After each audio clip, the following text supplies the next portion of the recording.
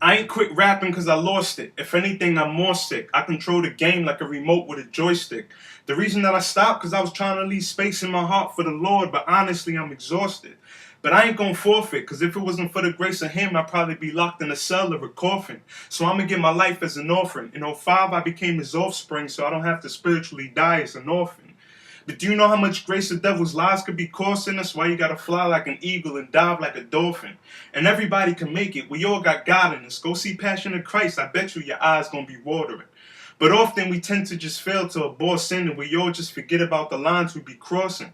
And if you don't believe, it's your loss, friend. But for everybody whose hearts are cold as ice, turning your life to Christ will defrost them.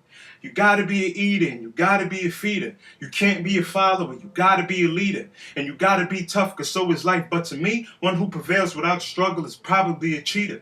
And that would just mean that his actions are worthless. He does what he does without passion or purpose. In the spiritual sense, a sin is considered a crime. So in our minds, we really got to ask for the purpose. Because the subconscious guilty conscience tends to generate acts of passing judgment, assuming that people's personal lives doesn't correspond with how they act in public. And yeah, they could be right possibly, but I hate when people gossip. See, it generates a lot of BS and it's just a pain in the butt like sodomy.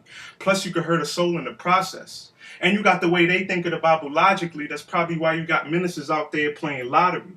But I ain't here to judge, so don't even hold a grudge. Because I grew up in a church that made me feel like a crow every time I tried to be a dove.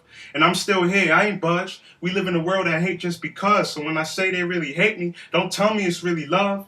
I ain't blind. I may be young, but I wasn't born yesterday. And with the knowledge I have now, I wish I was reborn yesterday.